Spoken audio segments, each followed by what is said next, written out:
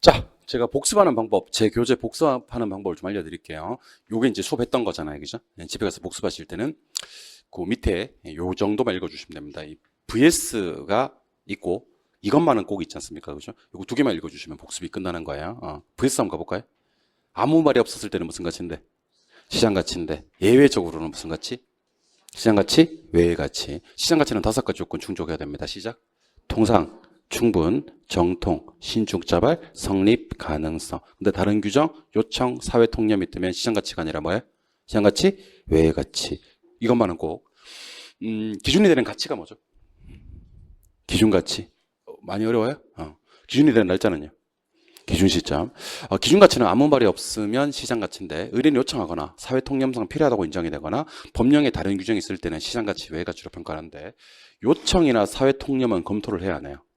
하죠. 근데 법령에 다른 규정이 있었을 때는 검토를 생략할 수 있다. 1차 면제 꼭 좀 기억해 주시기 바랍니다. 그래서 이 수업했던 거 복습은 VS랑 versus랑 그다음에 이것만은 꼭 요 두 가지만 보시면 복습이 끝나는 거예요.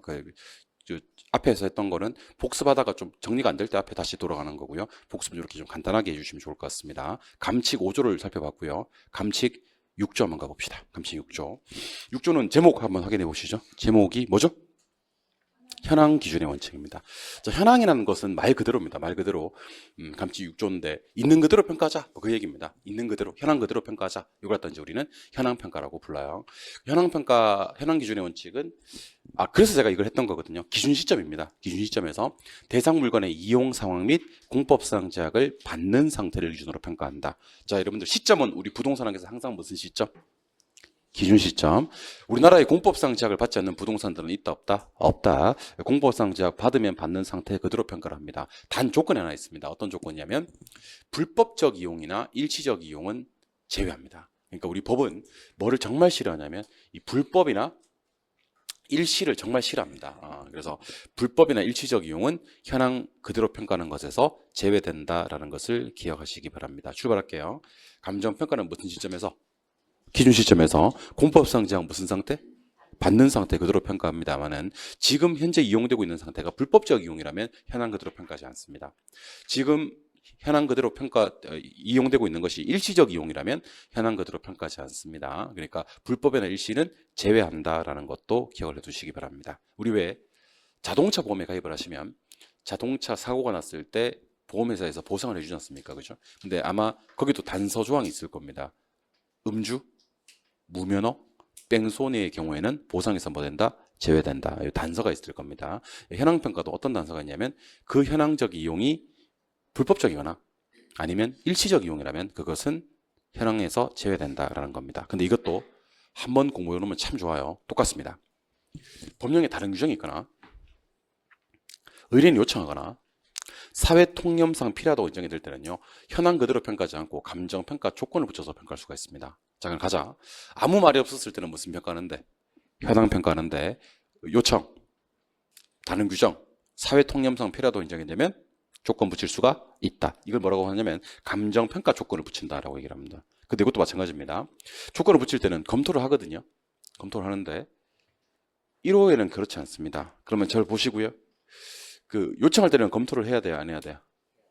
해야 돼요? 예. 사회 통념상 필요하다고 인정이 되면 검토해야 돼요? 안 해야 돼요? 해야 돼요? 근데 법령에 다른 규정이 있어서 조건 붙일 때는요. 방금 얘기했던 합리성, 적법성, 실현 가능성 검토를 하지 않아도 됩니다. 왜냐하면 벌써 적법하고 벌써 합리적이고 벌써 실현이 가능하니까 다른 법에 있겠지라는 생각을 하시는 거고요. 똑같습니다. 감정평가 조건 붙일 때 너무 합리성, 적법성이 결여되었거나 실현 가능성이 불가능하다고 판단이 될 때는요. 처음부터 의뢰를 뭐하거나 거부하거나 받은 수임을 철회할 수 있다는 것만 기억하시면 좋을 것 같아요. 복습하는 방법은 여러분들 알려드렸으니까 기억하시면 되는데 그러면 방금 얘기했던 걸 한꺼번에 한번 처리를 해볼까요? 이게 공부하실 때 한꺼번에 처리하는 게 좋은데 제가 여기다가 원칙이라고 쓸 거고요. 여기다가 예외라고 쓸게요. 자, 책 한번 보세요. 재밌습니다. 사실 솔직히 말씀드리면 재미없습니다. 재미없는데 자꾸 재밌다고 체면을 거는 거야. 그럼 어느 순간인가 재밌게 공부하는 자신의 모습을 발견하게 될 겁니다. 재미없습니다. 근데 재밌다고 체면을 거는 겁니다. 자, 감정 평가할 때는 무슨 가치로 평가하는 게 원칙이냐면 시장 가치로 평가하는 게 원칙이에요. 감정평가할 때는 현황 평가하는 게 원칙입니다. 하지만 예외적으로 시장 가치가 아닌 시장 가치 외의 가치로 평가할 수가 있고요. 예외적으로 현황 그대로 평가하는 것이 아니라 뭐뭐 한다면 하고 감정평가 조건을 붙일 수가 있어요. 근데 시장가치 외의 가치로 평가하거나 감정평가 조건 붙일 때는요, 세 가지 단서가 필요합니다. 법령에 뭐가 있거나, 다른 규정이 있거나, 의뢰인이 뭐하거나, 요청하거나, 사회, 통념상 필요하다고 인정이 될 때는 이렇게 예외로 가거든요. 근데 예외로 갈 때는요, 검토를 하는 게 맞습니다. 합리성, 적법성 이런 검토를. 근데 법령에 다른 규정이 있어서 시장가치 외의 가치로 평가하거나 감정평가 조건을 붙일 때는요, 합리성, 적법성 같은 검토를 생략할 수가 있다. 이렇게 얘기하시는 겁니다. 시험 문제 어떻게 나오는지 지금 공개합니다. 이거 여러분들이 지르시는 36회 때 나올 것 같아요. 이렇게 나올 것 같으니까 절 좀 바라봐 주시기 바랍니다. 여러분들, 이거 나올 것 같아요. 나오면 이거 내가 나올 것 같다고 얘기했다는 것을 꼭 좀 기억해 주셔야 됩니다. 아시겠어요? 그리고 그걸 갖다가 글로 남겨 주셔야 돼요. 사이트에다가. 막 완전 이렇게 쪽집게가 없다 뭐 이런 식으로 좀 남겨주시면 좋아요. 아시겠죠? 그리고 수강 후기 같은 거 남기고 합격 수기 같은 거 남길 때는요, 자기 점수를 그대로 남기기보다는 약간 뻥튀기도 괜찮아요. 그러니까 한번 75점 정도 맞았을 때는 95점 맞았다 이런 식으로 누가 그걸 검증하겠어. 그렇잖아, 그제? 예. 그러니까 수목이 남길 때는 약간의 혹시 내가 좋아하는 점수대가 있으면 내가 나중에 얘기해 줄 테니까 나한테 일단 얘기를 해요. 아시겠어요? 선생님, 제가 합격 수기 한번 써봤는데 한번 봐주실래요? 하면 내가 각종 태고라든지 각종 서류 검토를 다시 한번 해서 수정해서 보내드리도록 하겠습니다. 아시겠죠? 예. 이 바닥 원래 그래? 아시겠죠? 예. 아무튼 이게 이번 시험에 이렇게 나올 것 같습니다.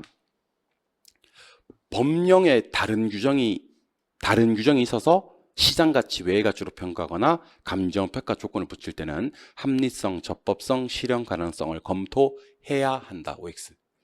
이렇게 나올 것 같아요. 아니면 의뢰인이 요청하거나 사회 통념상 필요하다고 인정이 되어서 시장가치 외의 가치로 평가하거나 감정평가 조건을 붙일 때는요, 합리성, 적법성, 실현 가능성 검토를 하지 않아도 된다. X. 그때는 검토해야 됩니다. 공부하시는 방법은 뭐냐면, 검토는 원칙 하는 거 안 하는 거.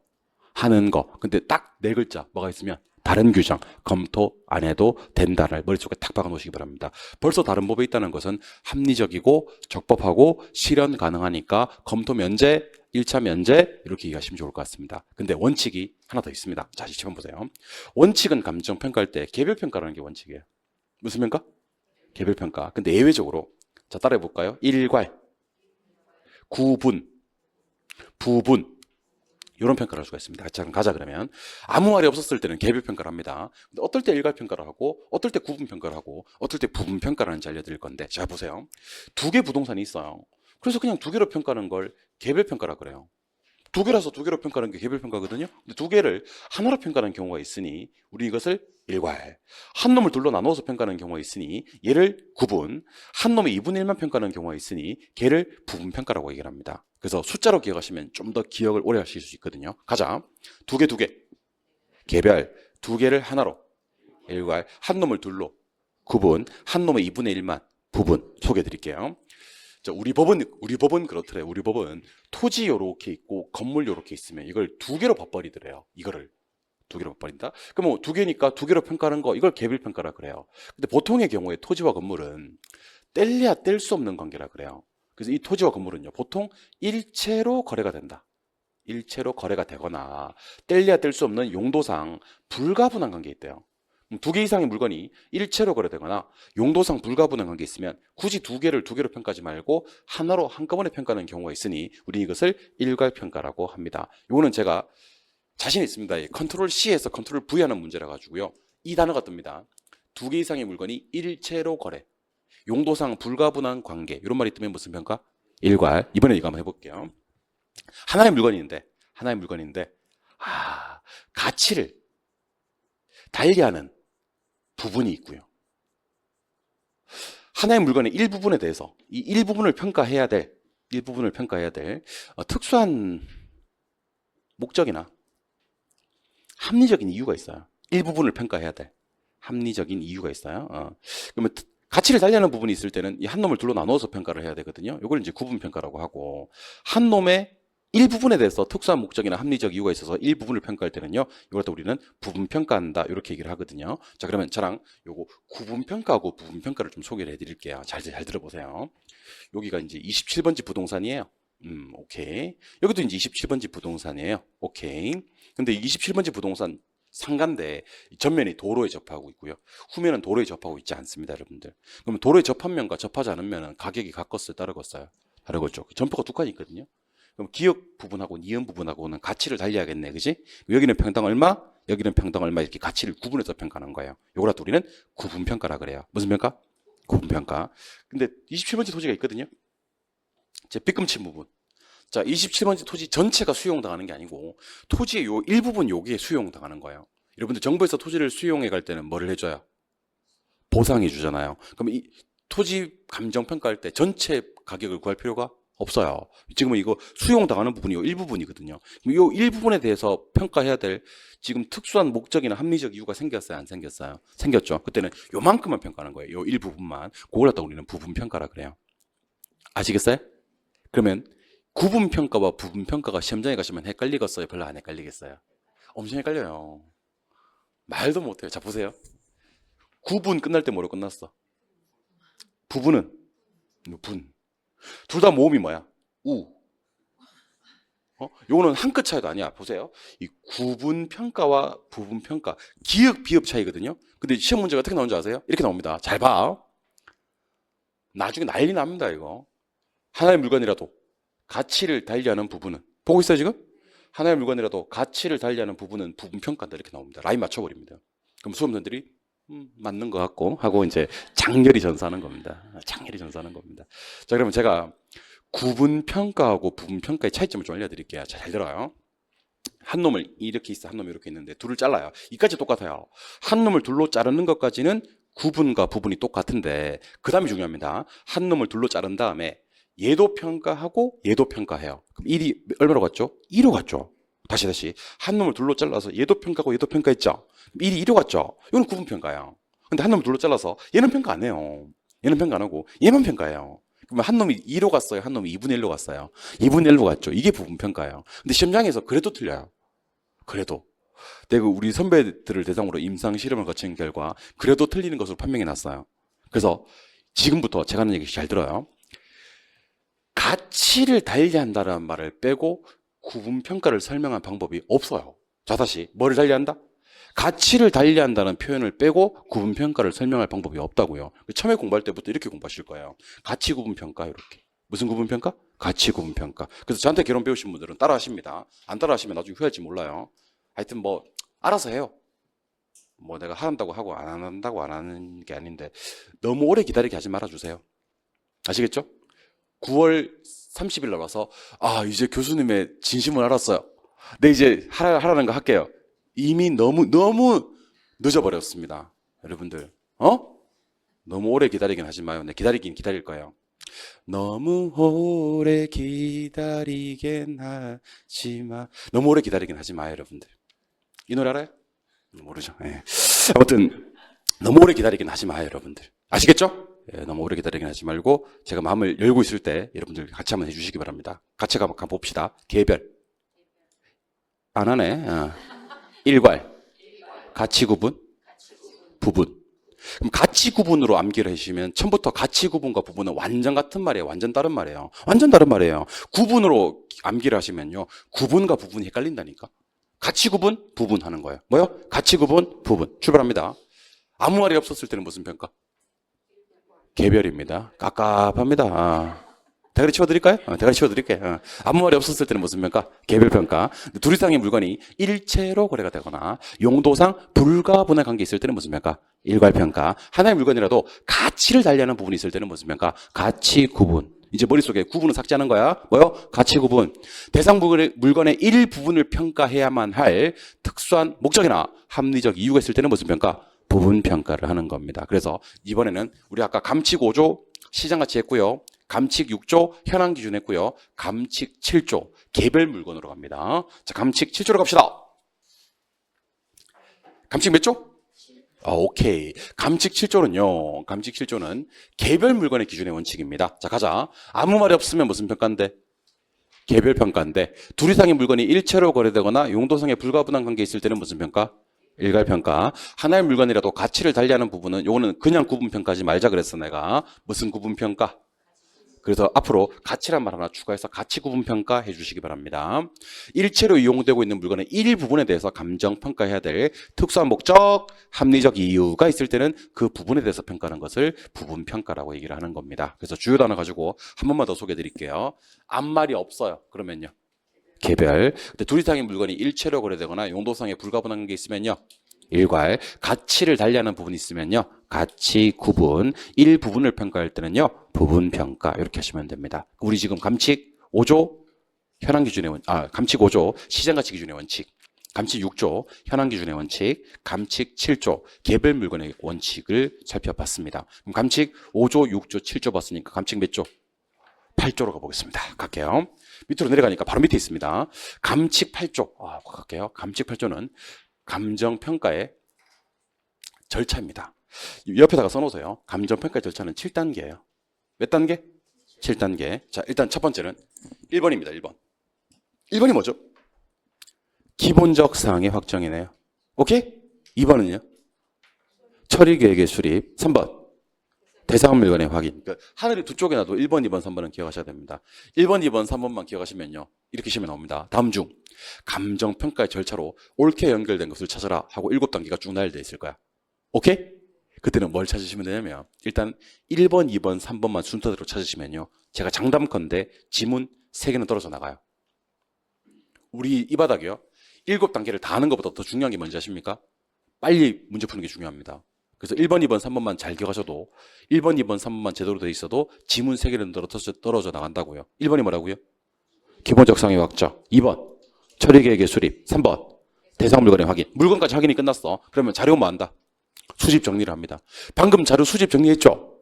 방금 수집한 자료를 뭐 한다고요? 그 밑에 검토. 아니 수집해야 검토할 거 아니야.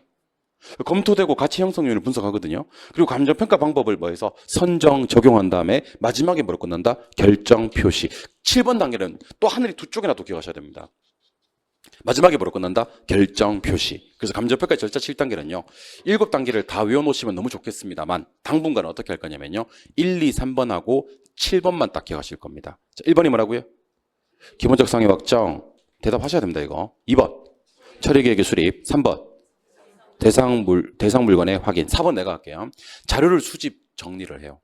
5번 내가 갈게요. 방금 수집한 자료를 갖다가 검토하고요. 가치 형성 요인을 분석해요. 6번 내가 갈게요. 감정평가 방법을 선정하거나 적용을 해요. 마지막에 7번 단계가 뭐라고요? 감정평가액을 결정 표시. 그래서 우리는 7단계 중에서 1, 2, 3번과 7번만 암기를 할 거예요. 제가 암기 코드 하나 알려드릴게요. 암기 코드는요. 자, 일단 잘 보세요. 이렇게 길을 딱 쳐대요. 이렇게. 어떻게 한다고요? 길을 딱 쳐대. 1, 2, 3번이 길을 딱 쳐대는 거야. 길을 딱 이렇게 쳐대고 입으로는 뭐라고 얘기해 주시면 되냐면 결정 표시 이렇게 해주시면 됩니다. 1, 2, 3번과 7번 단계입니다. 자, 저 보셔야 됩니다. 내가 하는 행동을 똑같이 해야 돼. 결정 표시 이렇게 하시면 돼요. 일단 뭐부터 쳐대고 길은 쳐대야 돼. 길을 딱 쳐대고 결정 표시 이렇게 하시면 감정평가 7단계 중 1, 2, 3번과 마지막 7번 단계가 해결이 됩니다. 감정평가의 7단계 중 1, 2, 3번과 7번 시작. 기초대는 할 필요 없어요. 기초대는 그냥 기만 딱 쳐대면 되고 기초대를 굳이 기를 쳐대면 되지 뭐. 입으로는 뭐만 하냐면 기를 쳐대고 조금 있다가 한 템포 한 2초 정도 있다가 기를 쳐댔다는 게 느껴지시면 결정 표시 이렇게만 해주시면 되는 겁니다. 아시겠습니까? 기 쳐대는 것은 말로 하지 말고 행동으로 기를 쳐대고 말로는 조금 텀을 두고 있다가 결정 표시 이렇게 해주면 됩니다. 말이 통해야 강의를 해먹지. 그잖아요, 그죠? 말이 통해야 강의를 해먹지. 자, 감정평가 7단계 중에서 1, 2, 3번과 7번 단계 해주세요. 잘했어요. 예. 결정 표시 이렇게 하시면 됩니다. 결정 표시. 기가 뭐예요?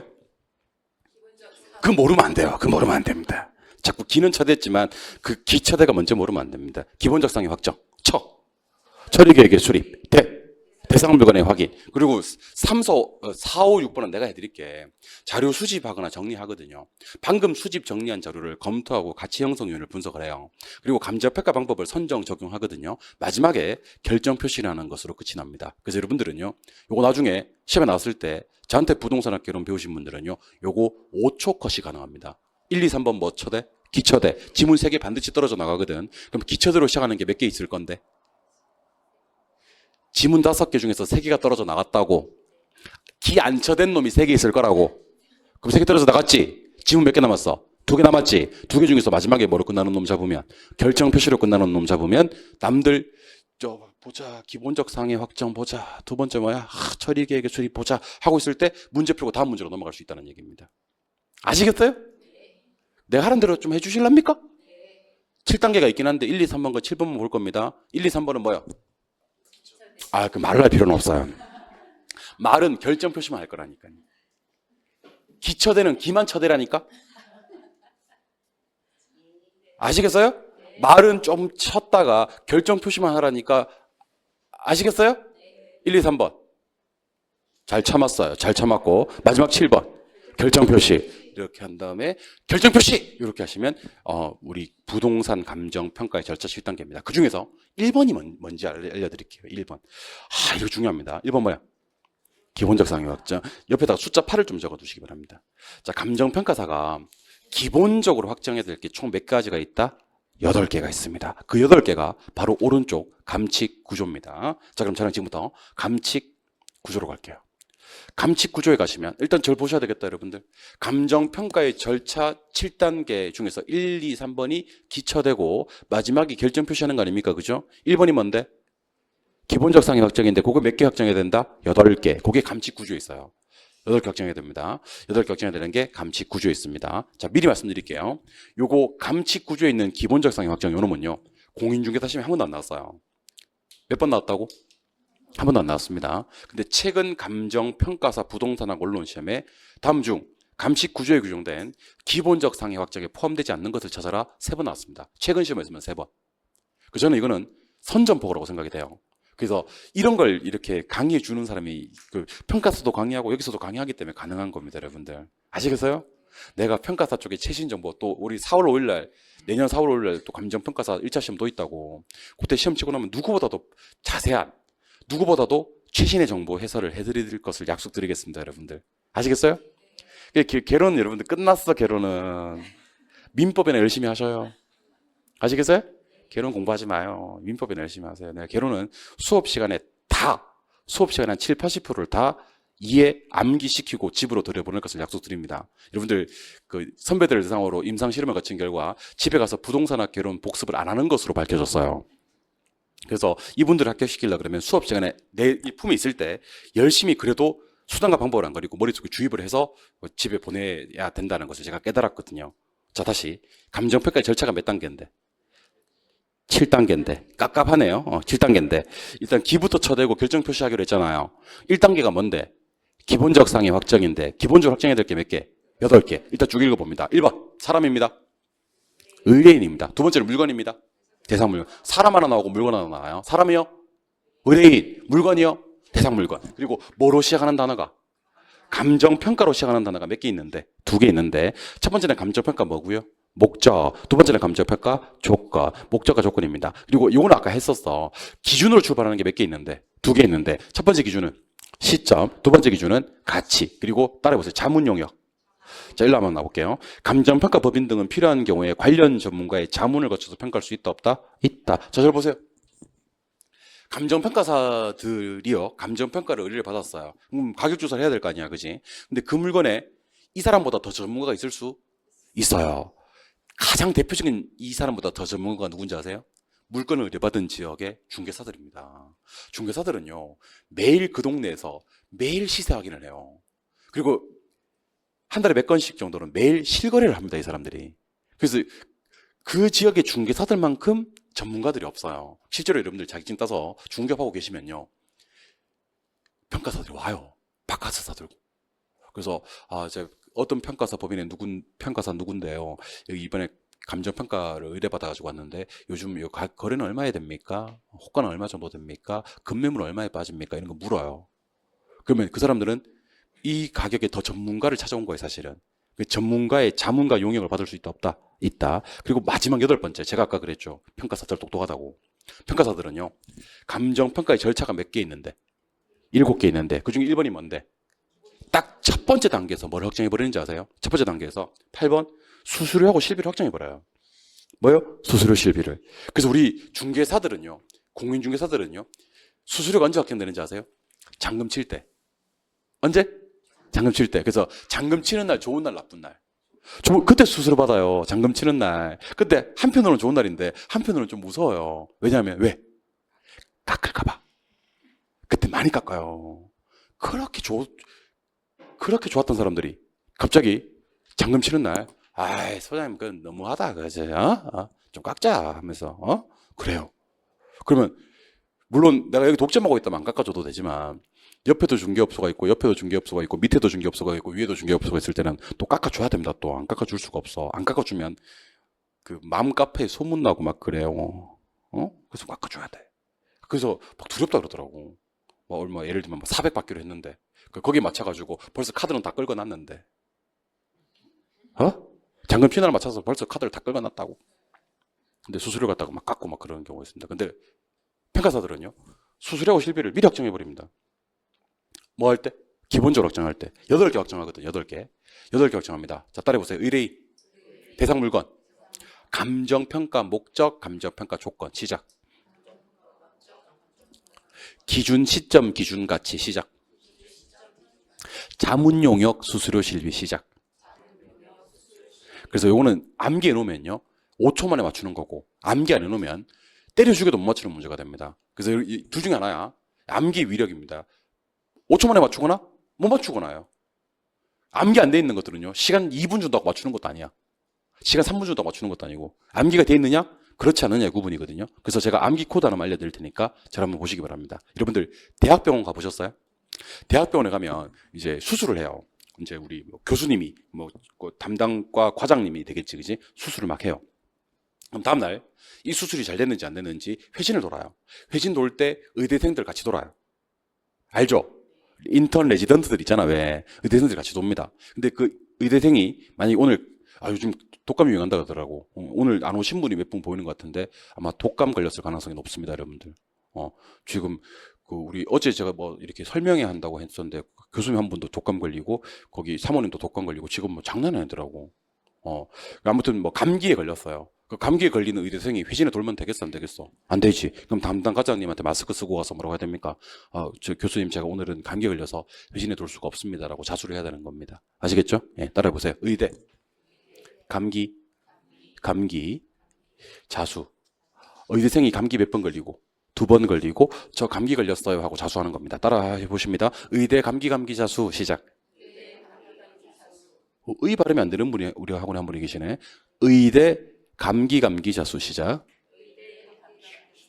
어대 이런 분이 계시는데 어대 아니고 의대 잘못이 아닙니다, 여러분들. 의대 감기 자수, 의대 감기 자수. 보지 말고 한번 해봅시다. 우리 학원에 어떤 사람이 있다고요? 보지 말고 하면 보는 사람이 있다고. 보지 말고 하면 뭔데 씨 하면서 심지어 어떤 분도 계시냐면 자다가 보지 말고 뭔데 보지 말래. 의문이 계십니다. 이거 보지 말고 참 좋은 거예요. 이거 집중을 높이는데 보지 말고만큼 좋은 게 없어요, 여러분들. 자, 지금부터 기본적 상위 확정 8개를 갖다가 보지 말고 한번 해보도록 하겠습니다. 제가 우는 띄울게요. 의뢰인, 대상 물건, 감정평가를 2개 주세요. 시작. 감정평가 목적, 감정평가 조건, 기를 2개 주세요. 시작. 기준 시점, 기준 가치 6개 했거든요. 감기할 겁니다. 자수할 겁니다. 자문 용역. 뭐라고요? 자문 용역. 수수료 실비. 자문 용역, 수수료 실비. 요 8가지가 우리 기본적 상위 확정 8가지입니다. 기본적 상위 확정 다시 갑니다. 기본적으로 확정해야 될 거는요. 의대 감기 자수입니다. 의뢰인, 대상 물건. 감정평가 2개입니다. 감정평가 목적, 감정평가 조건. 기가 2개입니다. 기준 시점, 기준 가치, 자수, 자문 용역, 수수료 실비가 기본적으로 확정해야 될 8가지다라는 것을 기억해 주시기 바랍니다. 한꺼번에 정리할게요. 감칙 8조가 있고 9조가 있거든요. 8조는 절차 7단계. 그리고 감칙 9조는요. 기본적 상위 확정이 8개입니다. 그럼 감칙 8조에 있는 절차 7단계는요. 결정 표시. 기본적 상해 확정, 처리 계획의 수립, 대상 물건의 확인, 마지막에 결정 표시로 끝나거든요. 1번이 기본적 상해 확정이에요. 기본적으로 확정해야 될 게 8개 있거든요. 이거는 제가 또 제 뛰어난 연기력으로 이렇게 여러분들한테 한번 보여드리도록 하겠습니다. 저는 현재 의대생이거든요. 대학 교수님, 이제 담당 교수님 찾아갔습니다. 저는 현재 어떤 상황이냐면 캐치어 콜드한 상황이에요. 캐치어 콜드한 상황이라서 이분한테 이렇게 자수를 컴패스 이렇게 자수를 하는 그런 상황입니다. 교수님 감기 자수 이게 이제 의대 감기 자수입니다. 기침을 왜 2번 했냐면 감기 2번 걸렸거든요. 산 디테일이 살아있지. 나는 의대생 교수님 있고요. 교수님한테 지금 감기 걸려서 회신에 참여하지 못한다는 얘기를 해야 될 거 아닙니까, 그죠? 교수님 자수 이게 의대 감기 자수입니다. 아시겠습니까? 못 맞추기만 해봐. 연기까지 했는데 내가. 의대생이 감기 2번 걸리고 자수하는 상황입니다. 의뢰인, 대상물건, 감정평가 목적, 감정평가 조건, 기준 시점, 기준 가치, 자문 용역, 수수료 실비입니다. 앞에서 배웠던 거 복습 한번 해봅니다. 기준 시점은 무엇을? 가격조사를 완료한 날짜. 근데 미리 정하였을 때는 뭐가 가능한 경우에만? 가격조사가 가능한 경우에만 기준점을 할 수가 있다 없다? 있다. 뭐가 가능한 경우에만? 가격조사가 가능한 경우에만. 자문을 거쳐서 평가할 수 없다 있다? 있다. 요거까지를 기억해 주시기 바랍니다. 자, 그럼 우리 감칙 5조, 6조, 7조, 8조, 9조까지 5, 6, 7, 8, 9 5개 조문을 봤는데요. 총정리만 해드릴게요. 갑니다. 감칙 5조. 시장가치 기준의 원칙입니다. 시장가치는요, 통상적인 시장에서 충분한 기간 거래를 위해서 공개된 다음 정통한 당사자 사이에서 신중하고 자발적 거래했을 때 성립될 가능성이 가장 높다고 인정되는 가액을 말합니다. 그런데 법령에 다른 규정이 있거나 의뢰인이 요청하거나 사회 통념상 필요하다고 인정이 될 때는 시장가치 외 가치로 평가를 합니다. 시장가치 외 가치로 평가할 때는 성격, 특징, 합리성, 적법성을 검토하는데 법령에 다른 규정이 있어서 시장가치 외 가치로 평가할 때는 검토를 하지 않아도 됩니다. 감칙 6조입니다. 감정평가를 할 때는요, 기준 시점에서 대상 물건의 이용 상황 및 공법상 제약을 받는 상태를 기준으로 평가합니다. 단 법령에 다른 규정이 있거나 의뢰인이 요청하거나 사회 통념상 필요하다고 인정이 될 때는 감정평가 조건을 붙일 수가 있습니다. 조건 붙일 때는 합리성, 적법성, 실현 가능성을 검토하는데 법령에 다른 규정이 있어서 감정평가 조건 붙일 때는요, 그런 검토를 생략할 수가 있습니다. 너무 합리성, 적법성, 실현 가능성이 결여되었다고 판단이 될 때는요, 처음부터 의뢰를 거부하거나 받은 수임을 처리할 수도 있다는 거 알려주셨으면 좋겠습니다. 감정평가할 때는요, 개별 평가를 합니다. 그런데 둘 이상의 물건이 일체로 거래되거나 용도상 불가분당하게 있을 때는 일괄평가. 하나의 물건이라도 가치를 달리하는 부분이 있을 때는 가치 구분 평가. 대상 물건의 일부분을 평가해야만 하는 특수한 목적이나 합리적 이유가 있을 때는 부분 평가를 합니다. 감정평가의 절차가 총 7단계인데요. 결정 표시요. 기본적 상해 확정, 처리 계획의 수립, 대상 물건의 확인, 마지막 결정 표시. 감정평가의 기본적으로 확정해야 될 게 총 8개가 있는데요. 의뢰인, 대상 물건, 감정평가 목적, 감정평가 조건, 기준 시점, 기준 가치, 그 다음에 자문 용역, 수수료, 실비, 의대 감기 자수, 의대 감기 자수를 기억하시면 좋을 것 같습니다. 그럼 지금부터는요, 저랑 부동산 가격 이론을 볼 건데 제가 보는 것만 따라오시면 좋을 것 같아요. 교재 247로 가보도록 합니다. 247. 자, 교재 247에 가시면 어떤 표현이 나오냐면 이런 표현이 나옵니다. 자, 부동산 가치의 형성 과정이 있습니다. 자, 부동산 가치 형성 과정은 가치 형성 요인이 가치 발생 요인을 대응을 줍니다. 발생 요인은 가치를 발생시키는데 오늘은 뭐만 할 거냐면 요것만 할 겁니다. 가치 형성 요인이요. 자, 가치 형성 요인은 대상 물건의 경제적 가치에 영향을 미치는 일반 요인, 지역 요인, 개별 요인을 얘기합니다. 어디에 영향을 미치는요? 경제적 가치에 영향을 미치는. 그래서 암기할 때 이렇게 암기하시면 됩니다. 자, 10번 보시고요. 현경, 일찍에 이렇게 얘기하시면 됩니다. 뭐요? 현경, 일찍에. 한번 읽어볼게요. 가치 무슨 요인은? 형성 요인은? 가치 형성 요인은 어디에 영향을 미치는? 경제적 가치에 영향을 미치는 일반 요인, 지역 요인, 개별 요인을 얘기하는 겁니다. 참고로 만들어주세요. 부동산 전반, 전국토에 있는 모든 부동산에 영향을 미치는 요인을 일반 요인이라 그래요. 그 지역에 있는 부동산에 영향을 미치는 요인을 지역 요인이라 그래요. 그 부동산에 영향을 미치는 요인을 개별 요인이라 그래요. 근데 이게 시험에 나올 때 어떻게 나온 적이 있냐면 이렇게 나온 적이 있습니다. 가치 형성 요인은 대상 물건의 시장 가치에 영향을 미치는 일반 요인, 지역 요인, 개별 요인이라고 나온 적이 있는데 시장 가치 아니고 경제적 가치입니다. 남기하실 때는 법조문 그대로 자 따라합니다. 현경, 일찍에 현경이한테 뭐라고 합니까? 일찍에 이렇게 좀 일찍 일어나게 이렇게 기억하시기 바랍니다. 현경 일찍에, 현경 일찍에 기억하시고 형시 일찍에 나오면 X라는 거 기억해 주시기 바랍니다. 자, 같이 무슨 요인은? 형성 요인은 무슨 가치 영향을 미치는? 경제적 가치 영향을 미치는 첫 번째 일반 요인, 두 번째 지역 요인, 세 번째 개별 요인을 우리는 현경 일찍에, 현경 일찍이라고 한다. 그래서 가치 형성 요인은 다른 거 다 집어치우고 현경 일찍에, 일찍에, 현경 일찍에 기억하시기 바랍니다. 가치 형성 요인은 경제적 가치 영향을 미치는 일반, 지역, 개별 요인을 말한다. 이렇게만 가볍게 기억을 하시고 나머지는 당분간 안 보셔도 좋습니다. 그리고 교재 페이지 250쪽으로 넘어갑니다. 250쪽. 자, 교재 페이지 250쪽에 가시니까 지역 분석이라는 표현과 개별 분석이라는 표현이 나와요. 자, 고개를 들어서 절 좀 바라봐 주시기 바랍니다. 자, 지역 분석과 개별 분석은 지역 분석을 먼저 해요. 선행하고요. 개별 분석을 나중에 해요. 구행합니다. 지역 분석은 가격은 못 구하고요. 가격 수준만 구하는 거고요. 개별 분석을 하면 이제 구체적 가격을 구할 수가 있는 거예요. 자, 그러면 한번 해봅시다. 가격 구하려면 그러면 무슨 분석을 해야 되고? 개별 분석을 해야 되고.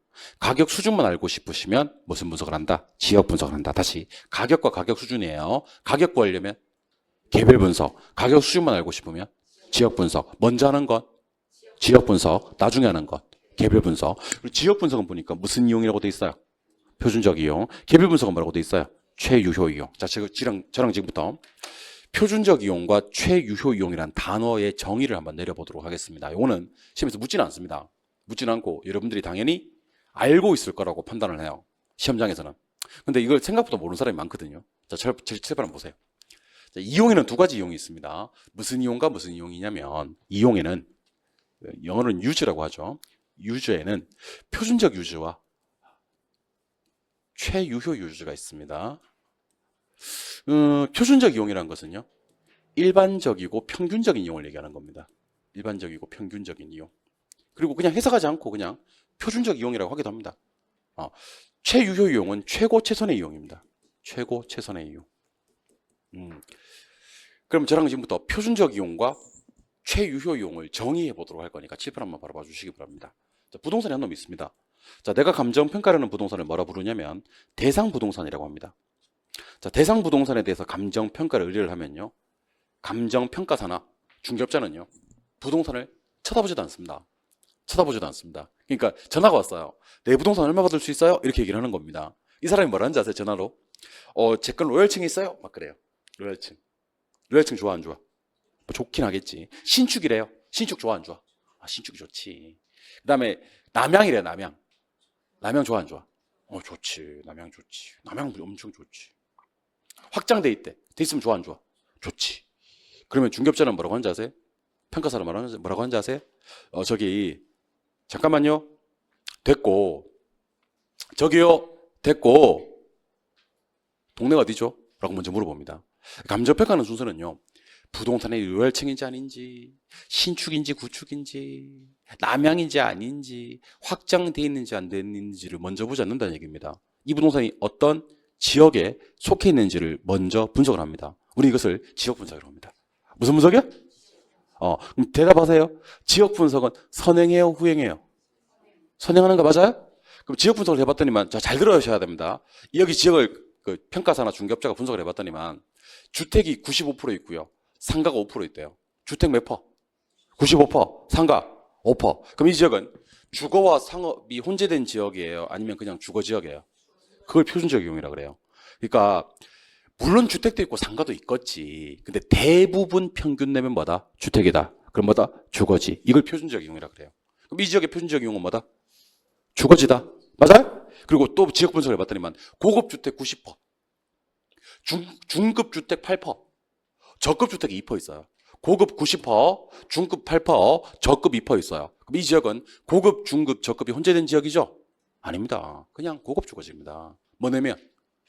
평균 내면. 평균 내면. 일반적으로는 이 지역이 무슨 지역으로 판명이 났어요? 주거 지역에 고급 주택지로 판명이 났죠? 그럼 이 지역의 표준적 이용은 다 대답하세요. 이 지역의 표준적 이용은 주상공 중에서는 무슨 이용이고? 주거지고 주거지 중에서는 무슨 주거지로 판명이 났어요? 고급 주거지. 그러면 중개업자 머리에 감정평가서 머리에 요 지역에 있는 부동산 평당 얼마쯤 나와 안 나와? 나와. 그러다 네 글자로 뭐라 그래? 가짜로 시작해서 준자로 끝나요. 가격 수준이라 그래요. 깝깝한데? 엄청 깝깝한데? 자, 그럼 대답하세요. 지역 분석해가지고는 가격까지는 알아요, 몰라요? 몰라요. 가격이 뭐만? 수준만. 영어로는요, about. 그러니까 대략 얼마쯤 나오는 거예요. 오케이?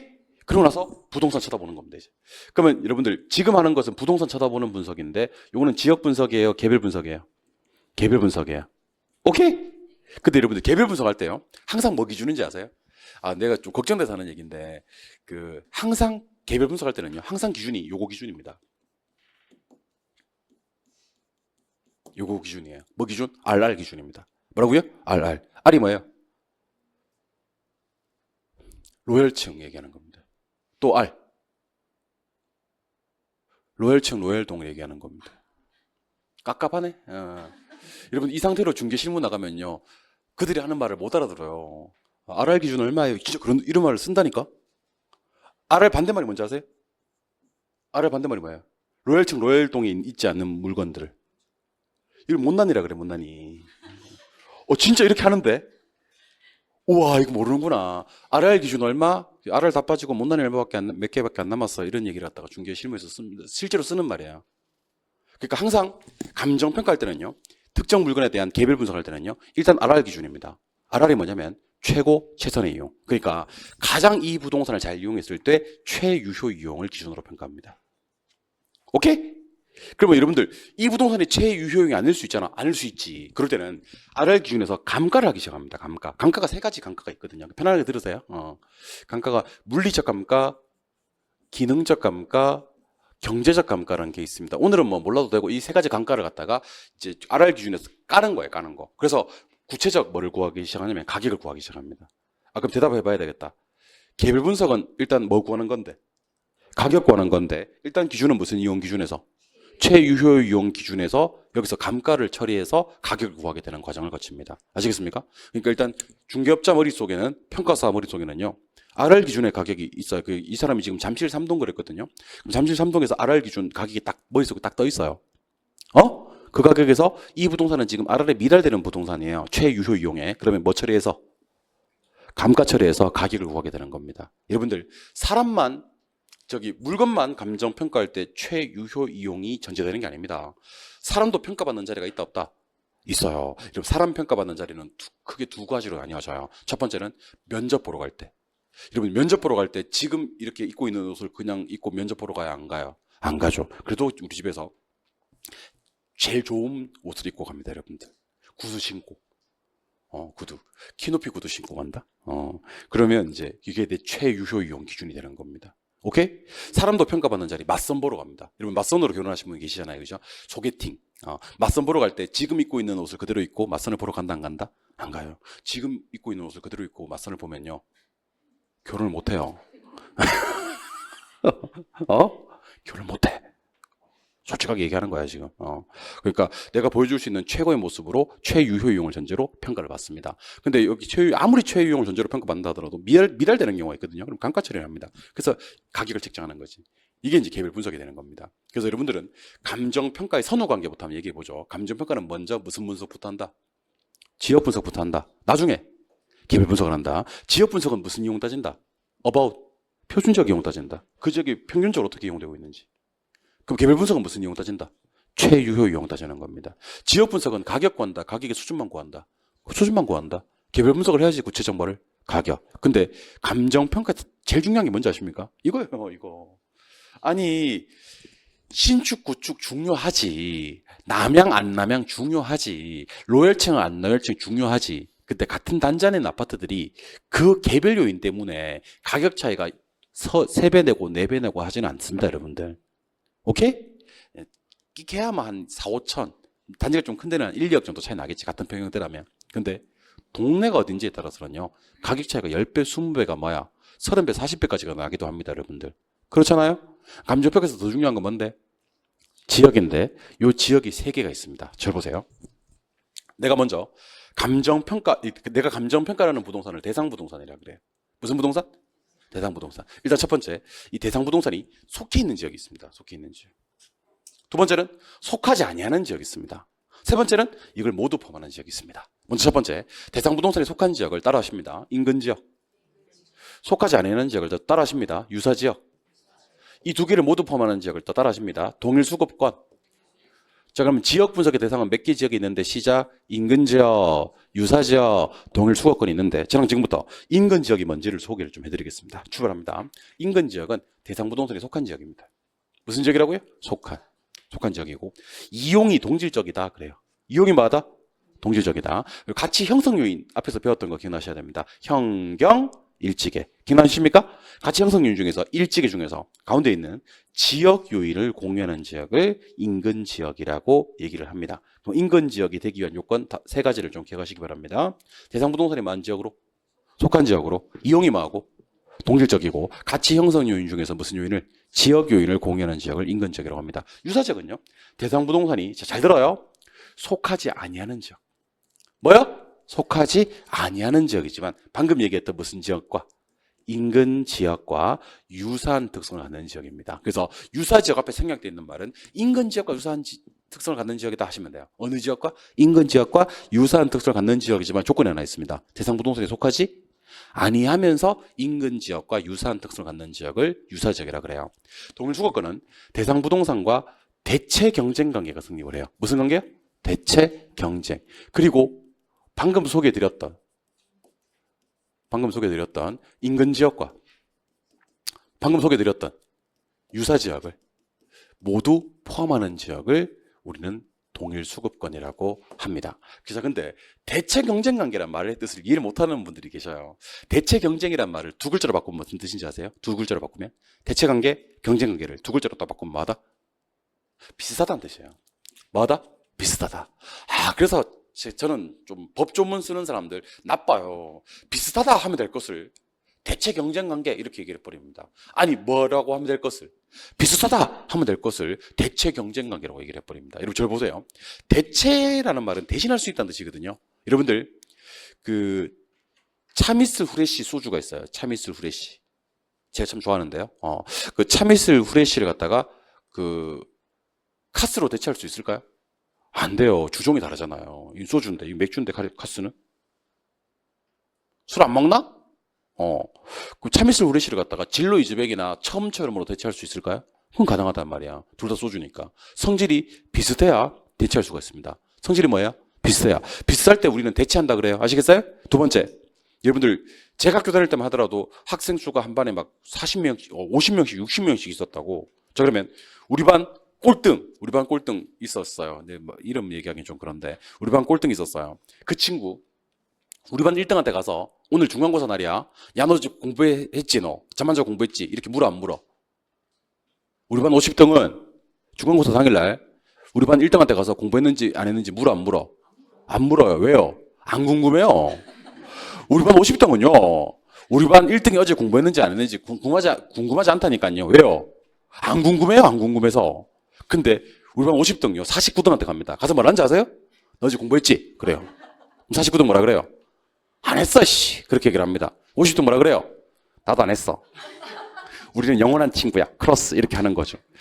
그러니까 경쟁 관계가 성립하려고 그러면요 둘의 성적이 뭐야 돼요? 비슷해야 돼요. 그러면 그 반에 2등은요 1등이 어제 공부했는지 안 했는지 궁금하겠어요? 안 궁금하겠어요? 궁금하다니까요. 2등은 1등이 궁금했는지 안 했는지 궁금하다니까요. 왜요? 성적이 비슷하니까. 그러니까 비슷한 것끼리는 뭐예요? 경쟁하고요. 비슷한 것끼리는 대체할 수 있습니다. 그래서 동일 수거권 안에 있는 부동산끼리는요. 성격이 비슷해야 됩니다. 무슨 관계가 성립하고? 대체 경쟁 관계가 성립을 하고 그 다음에 무슨 지역과? 인근 지역과 유사 지역을 모두 포함해야 되는 겁니다. 오케이? 무슨 관계 성립한다고요? 대체 경쟁. 대체 경쟁하려면 성격이 뭐야 된다고요? 비슷해야 된다고요. 용어 정리인 겁니다. 인근 지역이란 대상 부동산이 속한 지역으로 이용이 동질적이고 가치 형성 요인 중 지역 요인을 공유하는 지역입니다. 지금 외우세요. 지금 유사 지역은 대상 부동산에 속하지 아니하는 지역이지만 인근 지역과 유사한 특성을 갖는 지역입니다. 동일 수거권은 대상 부동산과 대체 경쟁 관계가 성립하면서 인근 지역, 유사지역을 모두 포함하는 지역이다. 특히 시험에 이거 잘 나옵니다. 그 인근 지역은 대상 부동산에 속한 지역으로 이용이 동질적이며 가치 형성 요인 중에서 개별 요인을 공유하는 지역이다. 이렇게 많이 나옵니다. 개별 요인을 공유하는 지역이 아니라 지역 요인을 공유하는 지역이다. 이렇게 좀 기억을 해주시면 좋을 것 같습니다. 아시겠습니까? 아시겠습니까? 네, 기억을 하시기 바랍니다. 일로 오세요. 지역 분석은 일단 먼저 해요. 먼저 하고요. 요거는 이제 선행하고요. 표준적인 이용과 가격 수준 구하려고 하는 거라면 개별 분석은 후행해요. 얘는 최유효 이용과 구체적 가격을 구하기 위해서 하는 건데 제가 뭐가 중요하다고요? 지역 분석이 중요하다 그랬죠. 지역이 세 개 지역이 있는데 무슨 지역, 무슨 지역, 무슨 지역이 있어요? 인근 지역, 또 유사 지역, 또 동일 주거권. 자, 보라색으로 눕기 처리된 부분만 읽어보겠습니다. 인근 지역은 대상 부동산이 뭐한 지역? 속한 이용이 동질, 가치 형성 요인 중에서 지역 요인, 특히 요거 지역 요인을 공유한다는 표현 꼭 좀 기억해 주시기 바랍니다. 유사 지역은 대상 부동산에 속하지 아니하는 지역이지만 인근 지역과 유사한 특성을 갖는 지역이고요. 동일 주거권은 대상 부동산과 무슨 관계? 대체 경쟁 관계. 이게 평가 타시면 어떻게 하면 나온 적이 있냐면 대상 부동산과 수요 공급 관계 이렇게 해서 틀리게 하면 나온 적이 있습니다. 법조문 그대로라서 이러면 틀려요. 대체 경쟁 관계가 성립하고 방금 얘기했던 인근 지역과 유사 지역을 모두 포함하는 지역이다. 이것도 지역 요인을 공유한다고 얘기해야 되지 개별 요인을 공유한다 그러면 또 틀려요. 그러니까 기출문제 풀이 전에도 어떤 지문들이 나오면 틀리는지까지도 정리해 두시면 좋을 것 같습니다. 예, 고생하셨고요. 조금 쉬셨